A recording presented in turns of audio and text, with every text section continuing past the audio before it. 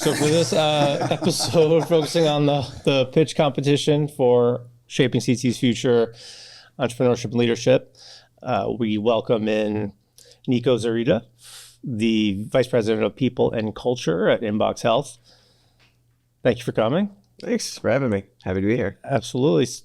How about share a little bit of your personal journey and kind of what got you to Inbox Health, and what the sort of day-to-day challenge and focus is for you and your role. Yeah, so my entire career has been entirely in startups. So I think getting out of school, I didn't really know what I wanted to do, and I kind of fell into talent acquisition. It's like easy, fun kind of sales. You're just talking to people.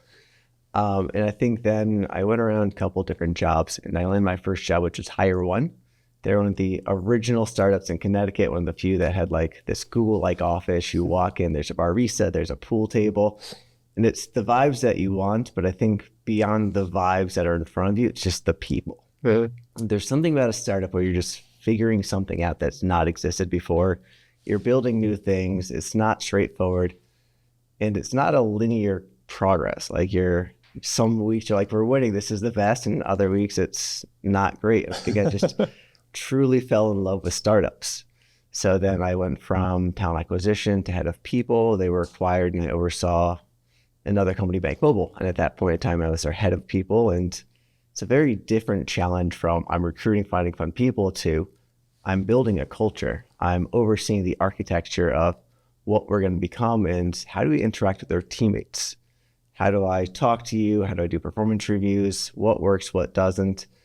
And it was great. We grew from 75 to about 300 before we went through an IPO. Loved everything about it, but at that point in time, it became too big. Like at 300 people, you're dealing with processes and red tape. You're not figuring out fun things. You're not challenging yourself. So I went from that went public, to a 16-person startup. It was a fintech company. They just raised a Series A. It was a 23-year-old and a 24-year-old founder. They never worked a day. Is this Connecticut-based? New York-based. So this is New York, okay. Yeah, never worked a real job in their life. Brilliant Harvard kids, and they're like, here's an idea. This is a time where you have an idea, and they're like, here's $5 million. Yeah. Like the beautiful 2020s of startups. And it was great. We scaled up to 80. Then we realized, like, do we really have product market fit?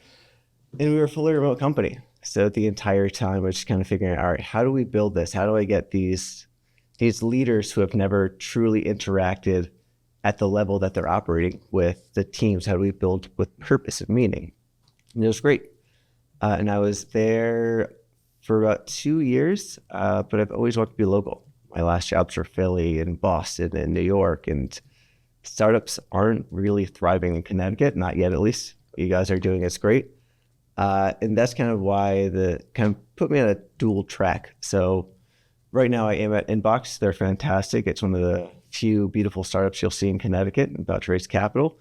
But it also kind of took me on my founder journey with Vamos, trying to figure out how can we find better ways to interact with the people that we work with. As the future of work changes, where you're working physically is changing too. And there's a huge debate over like in-office, remote, and not a debate I'm going to have, but I think there's no debate in this company. I think universally we can all agree that you can't beat face-to-face communication. Yeah. Like there's the synergy in this room. If you would have said, hey, join me on this podcast on a computer, there's just something different. Like there's something tangible about this. And that's what I'm passionate about. Yeah. Have you seen or noticed any trends, like as you think about that approach to creating culture, in person versus remote? Obviously is drastically different, as you just said, but are there specific things that you've seen kind of just always work and always fail? I wouldn't say it's universal. I've made a lot of mistakes, and I think a lot of the role as the head of people is not to build your own culture, but it's to amplify the leader. I think ultimately, if you are a founder and you are a CEO, you are allowed to have opinions. You are allowed to build the company that you want to build, because if you're successful or you fail, it's on you. Mm-hmm. And I think the role of the head of people is to amplify your voice. Where do you want to go? What do you want to do? For every action, there's an equal and opposite reaction. So when they say we want to do this, great, that's going to be your culture. What is the adverse impact? And I think culture, just by definition, it's not for everyone. Build what you want to build, have the team that you want to bring you there, and be confident in that team. I think the things that don't work is when they say, all right, we're going to take this from Netflix, this from Google, this from this, and they build Frankenstein's monster of a culture, and they're not living it. So they're like, oh, well, we say this, and then the CEO does something completely different. If you say we're all about work-life balance, the CEO should take a vacation and not be on his computer every 5 minutes on vacation. Right. So figure who you want to be and then lean into that and know it's not for everyone. So is it like your approach is kind of like, let's analyze and like interrogate and understand who the CEO is. Yeah. And then figure out from his or her culture, like who's going to be the fit. Exactly. What do you want to build? And when I'm recruiting, one of the questions I'll always ask is, all right, like on a sliding scale, great skill fit, has everything you want, built it, done it, great culture fit.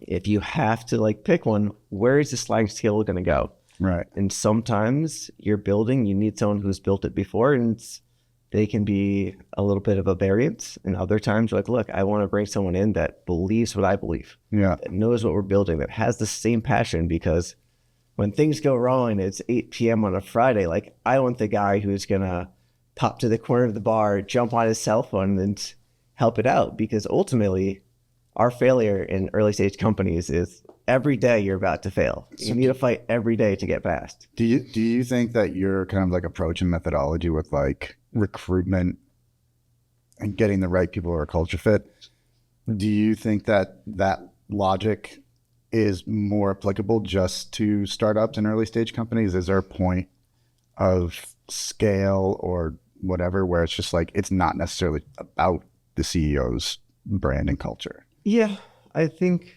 as companies evolve, the person that can help you build from 0 to 1 is very likely not the same person that can go from 10 to 100. Yeah. There's different skills, different passion levels. The inflection points that I tend to be about 50, because then everyone doesn't know everyone else. You're not as tight fit, and you're starting to create processes or structures or hierarchies are starting to form. Then you kind of hit that 125, 150 level, and that's where it's like, all right, we are becoming operational. How do we make this a process that can be repetitive while we're still learning? And I think after 300, a lot of, and I hope big companies don't knock me for this, but a lot of the spark tends to die down, and it's much more about knowing your role, being good at it, with not as much room for innovation and a little bit more room for optimization and efficiencies. Yeah. So was the inspiration for Vamos from prior walks of life, or was it kind of completely? No, it's from other walks of life. And so with Vamos, like it's all about bringing people together. And my last company was fully remote, and I somehow became the chief travel officer, if you will. Not something I enjoy doing, but it's like, you're HR, this is yours. And one of the things that happened to us is we started, I wouldn't say running out of money, but we became very aware that money was not finite. Money was finite. So we used to bring everyone to New York City just because it was a hub, and they said, all right, find us a spot that's the cheapest that we can go to. So I'm sitting there with Google Flights open, spreadsheets. I'm like, this airport did this to here. How much are hotels? What are activities? How many people are you doing this for? It was a 45-person team. Gosh. And so I'm going back and forth all of these things, figure out the price. And lo and behold, it was Tampa. Tampa saved us for like $15,000 for the company than going to New York. I'm like, great. So then we're planning all the activities. I'm collaborating. All right, where do we want to go? What do we want to do? Plan everything out. I get there. First day's great. Second day, we're going to do group activities, and then we chartered a boat. I'm sitting there. We're driving. It's me, my CFO, and a few other people. And I check my text messages to confirm the boat, find out parking. And I'm looking there, and it's the next night. Like, my heart sank. I'm like, no. And so I'm like sitting there, quietly panicking, smiling, because the entire company thinks in 3 hours we're going to this boat. And I handed the CFO, I'm like, am I crazy? Can you check this out? And he looks, he's like, yep, definitely tomorrow. So like, I'm like PTSD right now, but so I bite the bullet. I'm like, hey guys, like I messed this up, no one but me. And it was just the distributive coordination of it. I had Google Drives, I had thousands of Slack messages, text messages. It was just so distributed that I couldn't keep track of it. I'm like, there has to be a simpler way. And there's not. A lot of companies are focused on the task of booking or of researching, but kind of this collaborative Figma of travel-oriented platform where you can all log in. All right, here's the Tampa trip.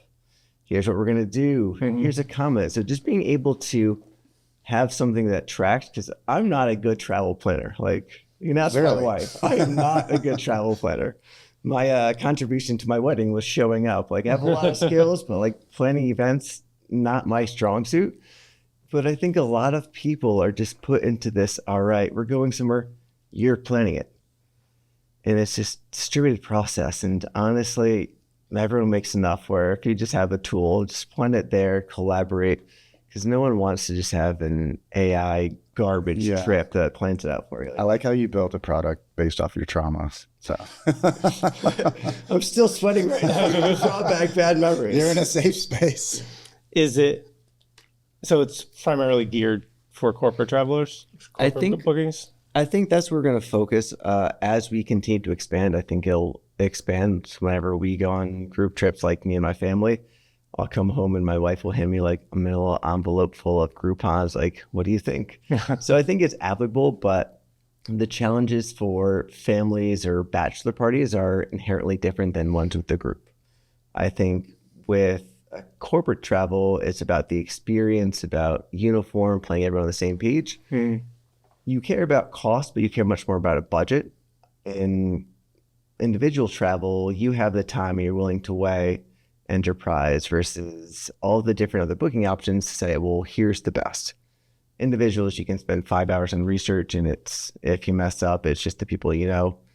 Companies, you don't have that time. And if you mess up, you look terrible to your boss. So that's where we go. But I think that this is something that can have legs, that everything before the booking is a pain. I don't think anyone that knows travel is gonna be like, yeah, I love travel. I think ultimately it's, how do we get on the same page? And that is our vision, to connect people and help them plan there and book and support. So where we go in 5 years, I think every company needs to keep growing and scaling. So maybe B2C in the future, but right now we have a very specific niche for companies that are quickly growing. Startups don't have a travel planner and just need help doing this, but don't want to pay an arm or leg to a travel planner or outsource it. So how, like, what kind of, how many companies are using it? And then is it just, what's the business model? Is it like just a subscription? So right now, the way they're building out, it's funny. It's like the chicken or the egg, because a lot of this is based on inherently like you need to collaborate, and travel is a very legacy system. So there's like a GDS that was built by IBM back in the 90s, 70s or 80s. And you need to integrate with all of those. So right now we have about 5 companies, and it's very much so like, all right, here's the tool, plan it out, comes back to us, we'll book it. All right, here you go. Now we collaborate on these tools, comes back to us. So it's kind of this iterative learning, just because I thought I knew how companies travel, but everyone's so different. So we're just learning how they operate, how they plan, how does one very bootstrap cash strap CEO plan versus a company that is a Series C. Different mindsets, but they likely need the same tools. In terms of revenue, like the good thing about booking is we get commissions. So every single time that you book a hotel, rental car, flights through our platform, we're going to make between 5 and 15%. Okay. So it's already built in. Right. As we grow, we're hopefully going to add more products, and then you can add the subscription. But right now, it's just we're offering you a better tool, or at least a more complete tool than what's in the market. And we're going to learn, and you're going to book. And for us, for every group of 20 that's doing a trip for 2 or 3 days, typically it's about $2,000, give or take. So we need a consistent group of those people. But ultimately, my goal is I send you a link. Rebellion Group is going to be taking a company-wide retreat, and you don't need me. You do it all by yourself. And we get people planning trips every day independently. That's kind of where it comes. So it's all about scaling, and it's all about making sure that we become a product that people love, because there's endless options to try. And do you see that as sort of like coming up with themed travel recommendations? Like, it's like a retreat versus a corporate summit versus a employee appreciation, or, like, is there like a category or concierge service? We call them vibes. So there's different vibes to every single trip. Yeah. So that's kind of what we help plan the trip is, what are the vibes that you're looking for? And that's how we can make recommendations. A lot of our competitors, I think in travel, the easiest way to make a quick dollar is go to a single hotel, say, you will be my preferred hotel. I will only recommend you, and your commission goes up a little bit. But that's not a great experience for the users. If I'm saying, here is the Marriott in this town, you're like, well, I'm a Hyatt member and I want my team to go to Hyatt. Our platform is designed to be group booking made as simple as individual booking. So we can RFPs, we can do everything that you need, but the autonomy is yours. We're not a cookie cutter. Here's 4 or 5 pre-designed experiences for you. It's, here's your operating system. Plan what you want to plan. We'll track it all. We'll communicate it all, but this is yours. Travel is deeply personal.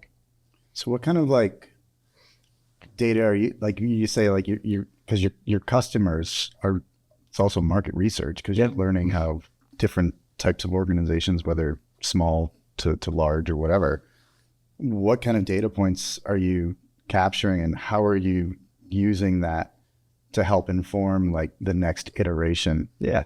So it's funny, our product manager comes from a big data company. So he's kind of come in with no travel experience. He's like, no, we're a data company that just happens to play with travel.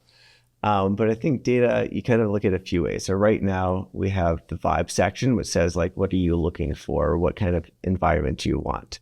And we've given every city its own score. So there's about 100 different city profile attributes.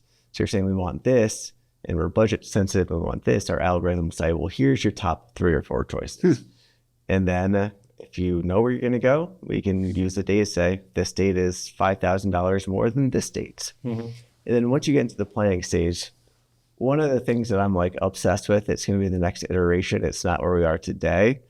One of the things that shocked me is I think groups are unpredictable. People are surprisingly predictable in how they travel. So I personally will tend to leave from the same airport.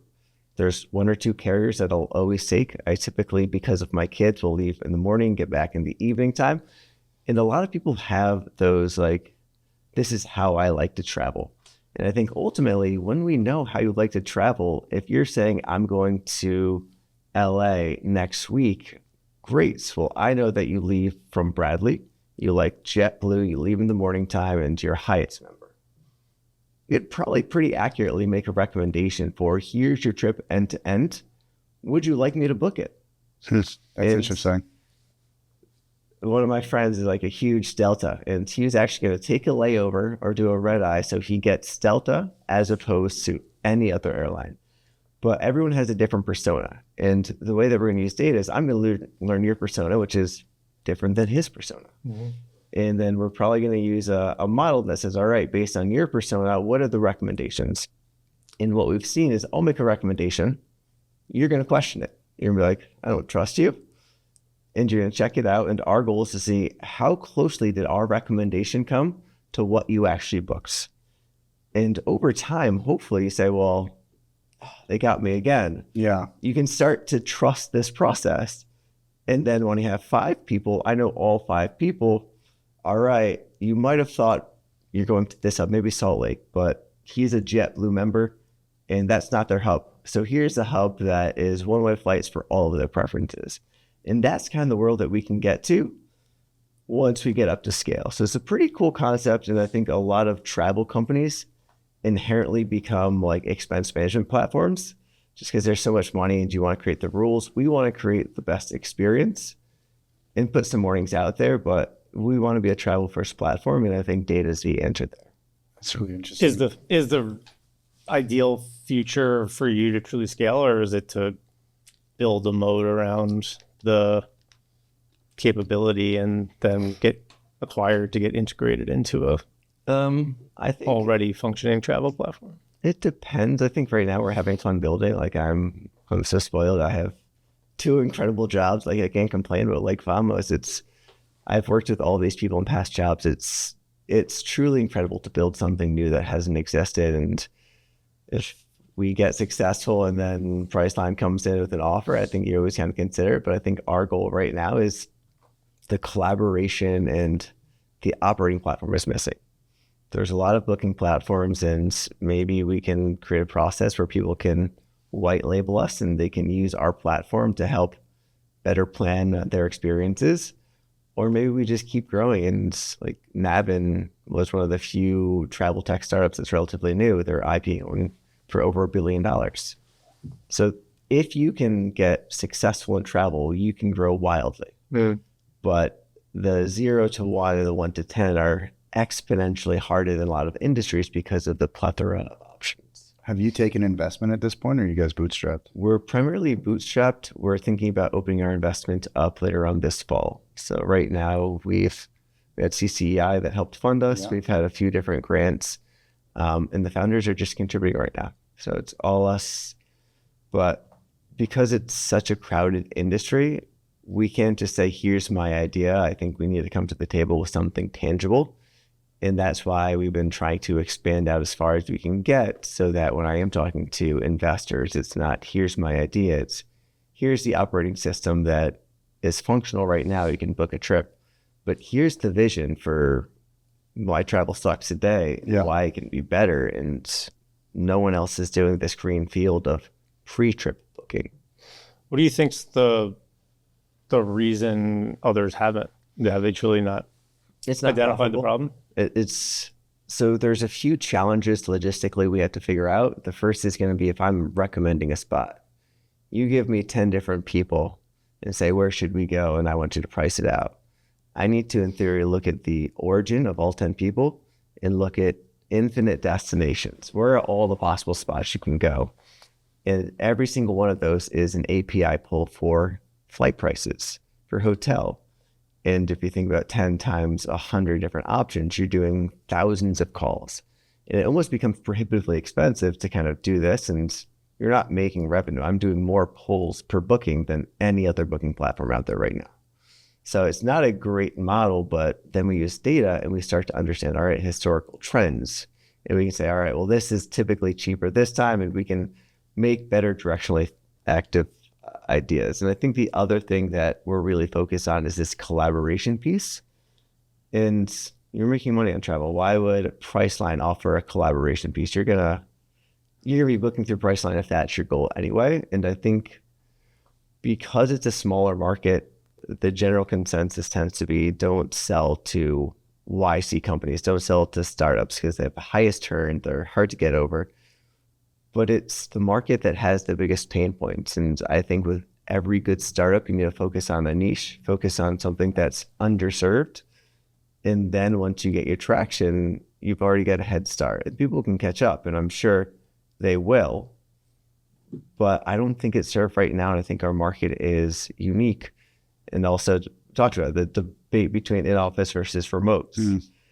It's still raging on, and I think we've settled out. It looks like about 16 to 18% of companies are starting today fully remote.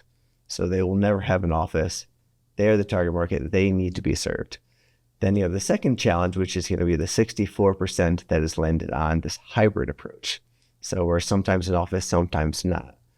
And the issue with that is you always have the outliers. So we're a hybrid company, but I found someone that's really great in Austin. We're going to hire them. And then a short enough timeline, you have 15% of your population that is fully remote, and you still need to bring them in. And even that platform is, all right, when do we bring them to our facility? When should I do the Connecticut-based retreats? And like a month ago, I really messed up because I had to book someone from my company. And we had 3 people coming in, and I'm just like, here, stay, let's book it.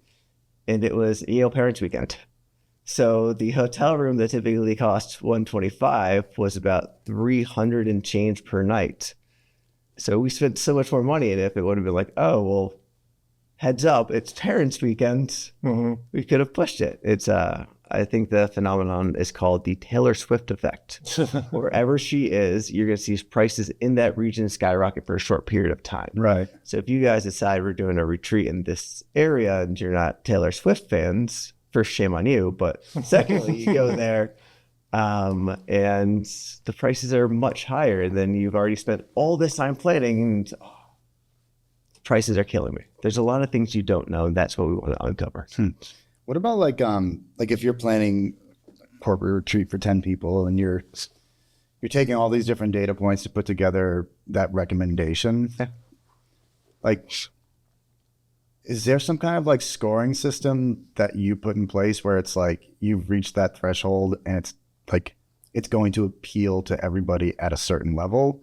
Or do like you run the risk of like you can't possibly cater to everybody's wants and needs, with one location? It's going to piss somebody off. Like, how does that work in terms of reconciling? I mean, I think they can both be valid points. I think that you can find a spot that is generally pleasing to everyone. But if someone can complain, someone is going to complain. Yeah. Like it is very hard to travel for everyone. And typically what we see is there's different personas in group travel. So you have the coordinator, and typically they're they're really thinking about, all right, I want everyone to be comfortable and I wanted this to be cost conscious. You have the decision maker, the CEO, represents SARS, and like, well, I want this to be convenient for me, but I also want this to be cost conscious. And then you have the travelers that don't care about the cost. They just want to have a good time. And they're like, I want it to be convenient and I want it to be comfortable. So all these different personas are things that you need to balance. It's the 3 C's of travel: cost, comfort, and convenience. How do you balance them out? And the answer is going to be dictated by what is the trip optimizing for. So when we have our planning module, we kind of say, all right, is this a leisure trip, which is exploding in popularity, the business leisure? I'm going to go there and then I'm going to stay there with my wife for the weekend after because I already have a free flight. Then you have the premium retreat. We're just here to have fun. And then the get stuff done. Get me in a hotel room, give us a whiteboard. We just need to plan this out for 3 days. And I think if you bucket into one of those 3, you can make better recommendations. But to your point, it's not perfect. You will have people that have longer flights. Yeah. If you're geographically distributed, you'll have people that are not happy that they need to leave for 4 nights. You can't please everyone. So how does it work? Like, new customer comes in, like how do they begin to start using your service, the platform? So right now, the way that it'll work is I send you guys a link. And if you have a bunch of people, do you know where you're going to go, or do you need ideas? So you put in all the different origin cities, and then you can either compare locations. What is the price point between Tampa and Austin? Or like, I have no idea. In which case, we'll put you through a modal. So what are you optimizing for? What type of vibe do you want? Do you have anything in mind? And then we'll give you 5 different city profiles. And each profile will tell you roughly about the cost. And then you will go and say, all right, I want to go to Tampa. You'll click into it. And then you get to our team dashboard. Once you're in the team dashboard, you'll be able to then pick everyone's flight. So I will make a recommendation for every single person's flight. And we kind of do that just to get a reaction. Because if I'm recommending to use Spirit, you'll be like, why are you guys recommending Spirit? So you're going to go in there and you might change your flight. Great. I know a little bit more about you than I did before. So then everyone can kind of come in. It'll tell you exactly when people are flying in. And then we just added the hotels module. So then you can say all the different hotels. Typically group blocks start at around 10. So if you have 8 people, not going to be a group block. And then you'll just look at our pricing. If you have 11 people, we'll say, here's the price, but RFP, and we think we can save you 20%. At that point in time, it goes back to us, a little bit more like Wizard of Oz behind the curtains. We'll help get your rates, goes back, we book your rates, and then you can start to collaborate on what you want to do. So we're looking at integrations for some of these vendors that are whitewater rafting or axe throwing or all the different things that you can do. Yeah. But ideally, it's going to populate in a single dashboard that people can go into. Yeah, because right now it seems like it's still a managed service. Yes. But the goal is to like have this fully automated. Exactly right. Right now, you can get all the recommendations through our platform. We get all the pricing, live flights, live hotels, but we need to put it all together. And then the other thing we're going to be focused on later on this year is the in-trip dashboard. So It's funny. So we have one group that we are having fly out next week. They're going to LAX. Their trip is in Pasadena. That's about a 45-minute drive. And they're all landing at different times. And if you were to get Ubers, it becomes prohibitively expensive. Now you're looking at a $45 Uber for 12 different people. So what we're able to do is say, all right, we have your flights. We can actually track them real time, which is pretty easy to do.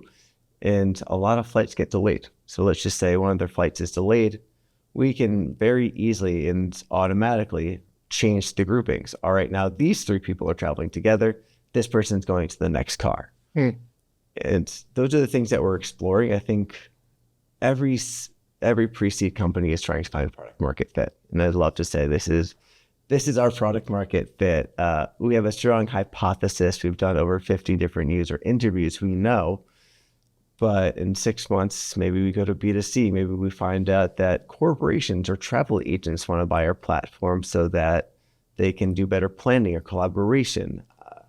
So right now, it's all about learning.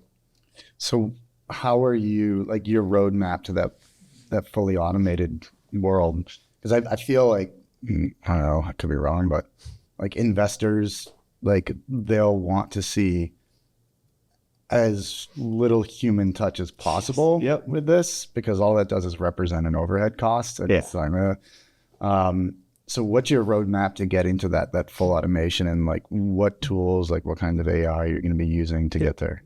So we should have at least an MVP that's fully automated by August. So hopefully by the 20th. This? Nice. We've been working on this for about a year and a half now. Oh, nice. So this isn't like some fresh idea.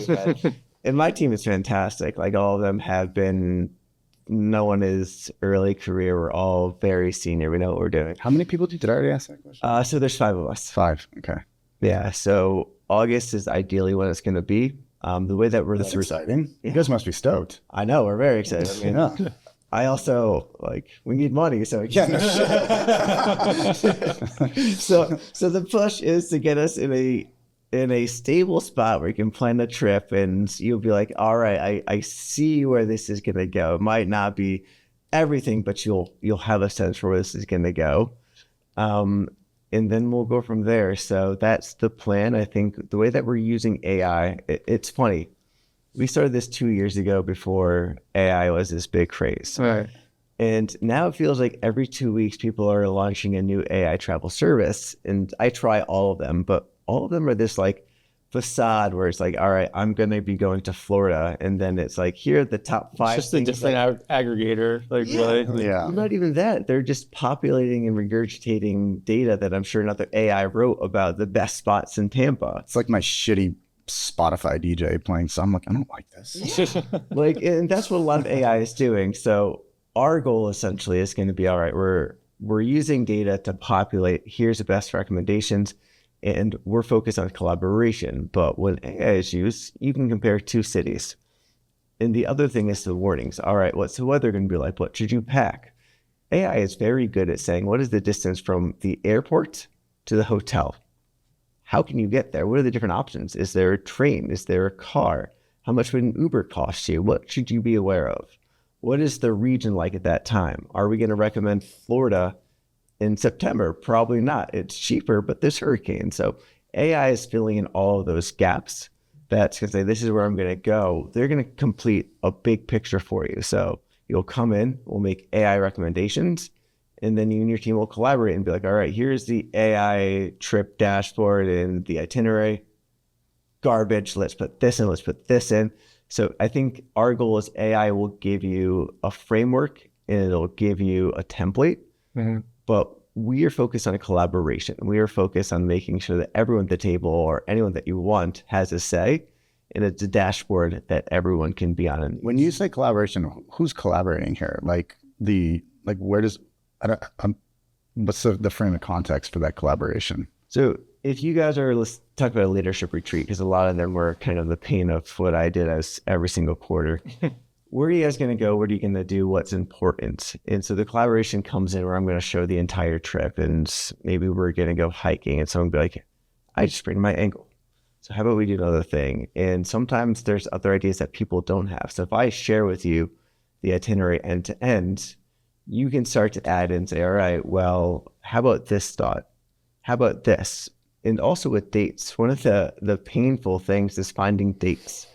If you say we need to do a retreat in Q4, and there's only 4 of you, finding that date is going to be incredibly difficult. So the collaboration comes in where I can send you guys a poll. You can all put your dates and say, here are the 3 dates that you want to do. Here's the activities that you're going to want to do. And also from the planner to the CEO, here is my entire trip. It costs X amount of dollars. Here you go. The CEO might say, no, I want to go more. Is a vision that's individual travelers would sort of engage in like a portal, or is there like a single manned?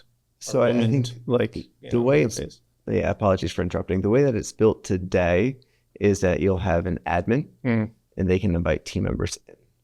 Our ultimate goal is essentially be Slack driven, or Teams, or whatever you may have, just because if you get notifications, hey, your planner wants to know this or this, and I get it in Slack, hit a button, and then the coordinator knows. If the coordinator asks me to log into the portal, that's more friction, and that we're trying to eliminate the friction. Ultimately, have everyone be able to plan the best trip with the minimal friction as possible, and the coordinator not to get PTSD and be hurt. Well, yeah, I was just thinking, like, or you send like SLT folks or ELT folks an email, then it gets buried and they're not going to respond. What about like, I mean, doesn't that collaboration, I mean, it doesn't necessarily disappear as depending on how you operate, but like in an automated platform, is me as the booking for my company retreats still going to engage with a human on your side, or is it, because then it's like, it's not necessarily collaboration, it's just. I think it's always going to be a human. Like, if maybe I'm wrong here, maybe people will just sign up and AI will do everything from end to end, but that's just not, it's not what we've heard from people. Okay. And I can show you a Slack chain. So we're planning this one company. They invited me to their Slack chain. Between July 1st and today, there's over 200 different messages. Where are we going to go? What are we going to do? And it's just like message after message after message. And the CEO is driving this. And then they're sharing their spreadsheets in this same Slack channel. We sent them a PDF. They're sharing the PDF in this Slack channel.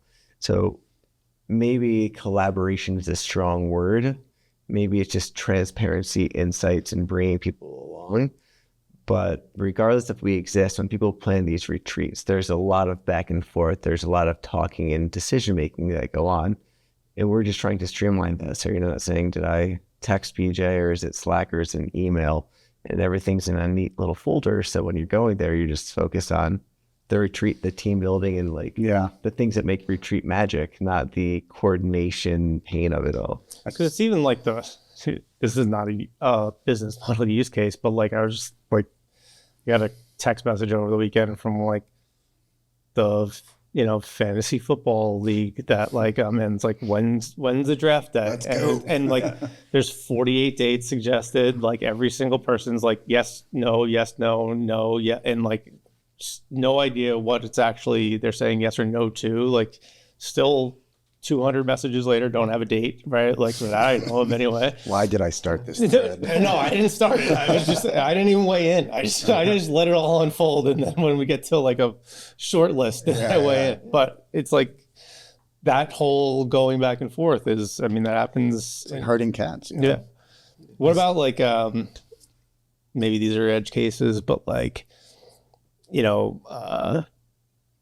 wheelchair accessible stuff, or like dietary restrictions or things like that? We do include dietary restrictions. That is probably the biggest thing we've heard. Just because you have a group of 15, odds are someone will have some type of restriction. Someone's going to be a pain. There's always going to be someone that has a restriction. Gluten-free guy. Exactly right. And so we do take that into account. And again, with an AI, it's good at making recommendations for restaurants, for different places.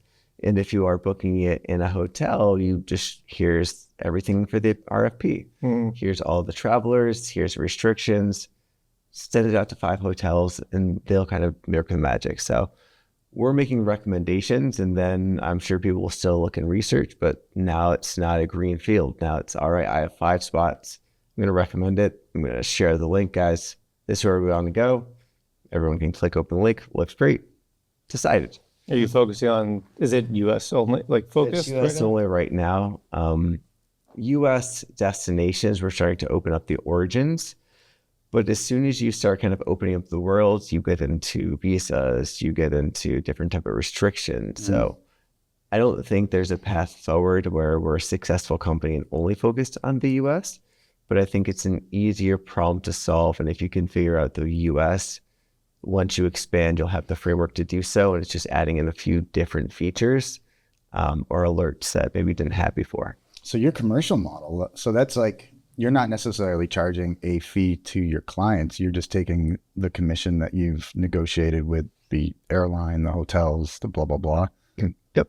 Do you like, so it's kind of, I mean, it's like kind of a cost-free almost exercise for people. It's very much so a freemium platform. That's cool.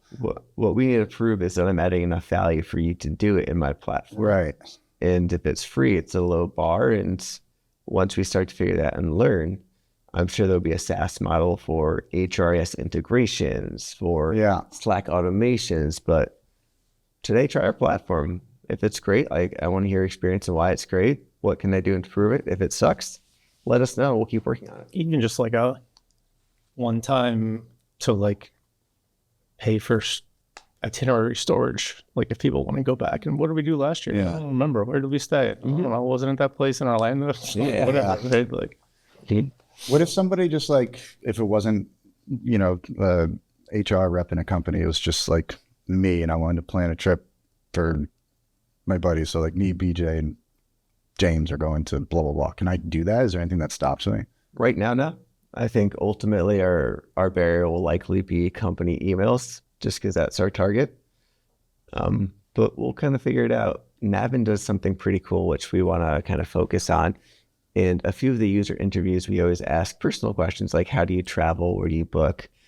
And one of these interviews says, oh, well, my husband company has Navin, which is a big company booking platform, and we book personal travel there. Oh, why? It's like, well, it saves our information. It's got good rates and we're used to using it. And I think that there is a world where if we start getting more and more companies, then very likely we'll support B2C trips, pending your company has it. So it's kind of a little bit of this exclusivity, if you will. Yeah. So if you plan all of it, you can invite someone outside the company and they can see, here's Valmus in action. Like, this is pretty cool. well, and then with that scale, they probably can negotiate a couple extra commission points. And then, the more private booking, like our family bookings that happen through, it's just more volume. Right. So, and then for the families, they probably get a little bit more of a discount on the other side. Exactly right. Yeah. How do you negotiate the commissions? Do the airlines just say, this is what we'll give you? And that's, I mean, maybe like now, I suppose. Yeah. Airlines early on tend to be a loss leader, actually.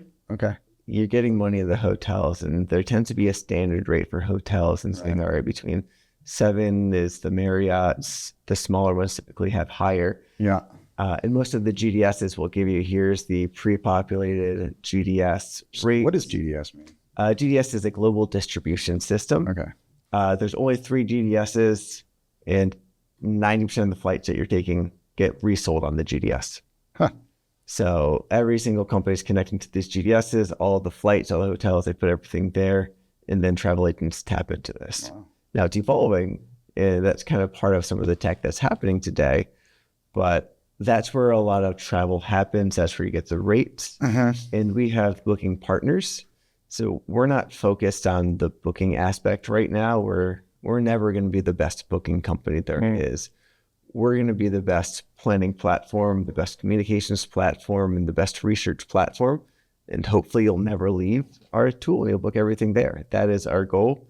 And if someone else wants to book on our behalf, like, perfect. That's the ideal model. We focus on tech, and we have someone that's very good on booking and logistics with great rates that will support us on that back end. Have you ever thought, like, if airlines are a loss leader and they obviously represent a time suck as well because of the coordination for all those bookings, do you ever kind of take a look at like retreats that are, like just at that threshold where people will drive? And we give you the option. So one of the questions in the modal getting you to the final decision is like, where do you want to stay? Like, close to home, anything goes, change of place, change of mind. So we give that optionality. I think one of the interesting challenges we faced is think about New England. If I'm going to Philly from here, I can take the Amtrak in 3 hours. I can drive. I can take a flight.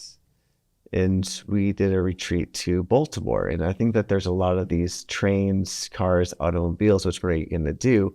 Some people never want to fly. And if I know your group has one person that never wants to fly, odds are you put that in, we could probably centralize around that person. But you asked the question, is someone going to be upset? Probably. You can't win them all. Yeah. But the more information you can give us, the better recommendations we can likely give you. Interesting. Outside of like the in-house, HR travel team, are there private or consultant travel agents that focus on the corporate space? There's a ton. Are there? Yeah, and one of the biggest explosions that we saw were these like retreat only type services, and they're really just travel agents with a facade, like a nice digital tool in front of them. And they will typically charge you like a per person fee. So for under 25 people, it's $120 per person, and we'll see it end to end for you. So they do exist, and I think that they will continue to exist, but I don't think we're going to see travel agents in 5 years the way that we see travel agents today or historically have. Like if you know, travel agents still exist. I'm like, people it's still a thing. Yeah, for like my mom's age group. Yeah. Mm-hmm. She always calls a travel agent. I know. Like, I talked to... It's like watching an episode of Mad Men in real life. Yeah, so they exist. I don't think they will, but most people see travel agents now just for group travel. I think individual travel, unless it's an elderly person, they're likely going to be. She goes as a group. Like she's got her book club or mahjong club or whatever, How many, so in order for you to start making a profit, how many bookings do you, or how many trips, or how many people, whatever, do you have to serve in order to be like, great, now we're profitable? And then follow-up question, what is the total market value of corporate bookings? Yeah. And that So that's a loaded question. When you say profitable, I think that depends on like, what is your expense? And right now our expense is relatively low because we're all kind of doing this in the evenings and weekends. Yeah. For us right now, I could probably tell you that we're pretty close to profitable because... Are you paying yourselves now? Far from that. Exactly. Yeah. So if the question is like, at what point are you going to be able to move from this to your primary and bring your entire team with you? I think you're looking at probably around 100 companies. Okay. How many people does that represent? So we averaged out about 50. We're likely going to be looking at some companies that are early on 12 to 24, and then probably going up to about 100. But after 100, the complexities change. And with those, what we're factoring is you're not just going to use us for, here's our one retreat per year. Because in that case, we're not making a ton of money. Yeah. I'm going to use this for every single time my product team is getting together. And our research has showed that when you are a remote first company, typically people are traveling about 3 times per year on average. Uh-huh. A lot of them are closer to 1 or 2. It's going to be your company retreat and maybe your department gathering. But then you have the leadership. They travel 4 times a year typically to meets. You have these one-off. Product is doing a launch. So we need our product team to get together. And then our goal is really to get you to trust our product to the point where if you just want to book a one-off trip, you're not going to Priceline Expedia. You already have this tool. This tool knows you. It learns more about you. You're booking through our platform. And that's kind of where we kind of see the momentum and what we're going to get to, which is why like we didn't want to try to fundraise without a viable product. Right. So have you explored like partners to add extra incentives, like whether it's, certain airlines or credit companies or hotel chains or, so that there's some added benefit? Yeah, I think ultimately unit economics is heavily dependent on these partnerships. And there's a reason why most travel companies become expense management platforms, because they are processing millions of dollars in flights per day. And you have a branded credit cards, and you're getting the interchange, and you're just sending them an invoice, and that's ACH, so there's no money being spent there. So there's a lot of ways that you can turn this and focus on efficiency so that you have better margins and that you don't need to worry about some of the pain points we're dealing with now. But right now we're focused on tech, and like there's 5 of us working part-time on this. So you need to be hyper focused. So if we can figure out the tech and we can figure out people that believe what we believe that are willing to invest, like our team was like, dude, we've been at this for a little over a year. Look what we have. Like imagine 5 people putting 50 hours a week in this, where we'd go in a month, 2 months. Like the growth becomes exponential at that point. Right now we're just foundationally building the frameworks that allows you to do what you need to do. Right. I was going to say, so you said in order to kind of like be profitable and be able to make this your full-time gig, it's like 100 companies. And then that you had the rate of like how many times they're traveling per year. What would you put on the lifetime value of an individual company? It depends, because right now startups are, from what I've been told, the most fickle group of companies. Mm-hmm. And if you're targeting specifically seed and A, there's a 50% chance that they're not going to be around in a year. Right. But then you happen to get the companies that are explosive growth, and you get the ones that go A, B, C, and they become a unicorn.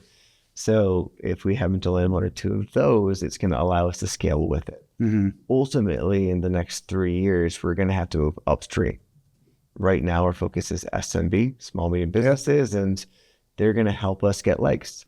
But where the success is going to be is starting to target those 300-person companies, becoming a grown-up travel company, if you will. Going back to like BJ's comment on partnerships, like, are you going to partner with like South by Southwest or like ideally MadFest or whatever? Like, ultimately, that would be great. Like he made the fantasy football comment.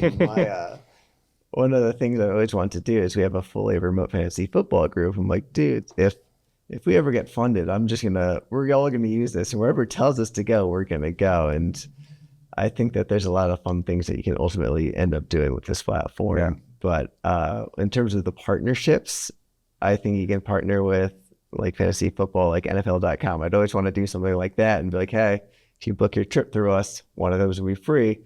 Or hotels or sporting events. One of my friends used it recently. All he wanted to do is see a Rangers game. There's people geographically distributed. And so he's an engineer. He tweaked it, added one more category of, all right, this is a sports team.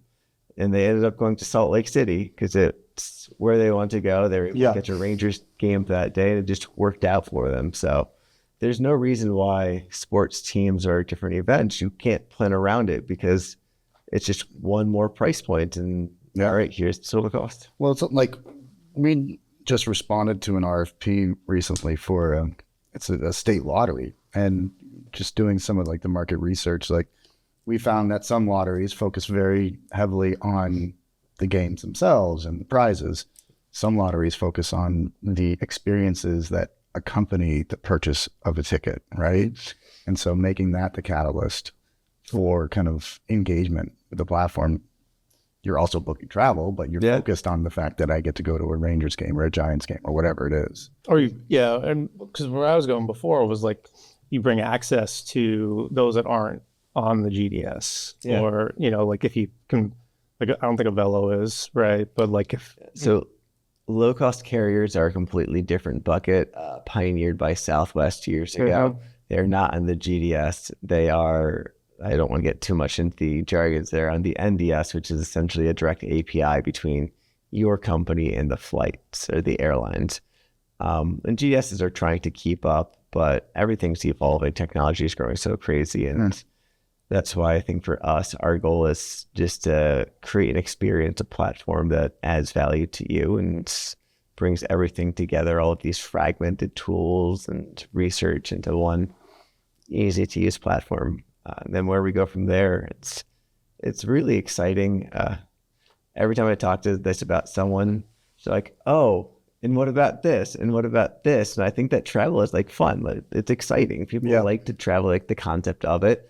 And there's a lot of places we can take it. It's just really trying to get that foundational thing and then listening to the people. And where's that product market fit? How are we going to grow from 100K in revenue to 1 million revenue, from 1 million to 10 million? And we talked about the parallels earlier today for the staffing. There's a different level, different things that you need for every staffing.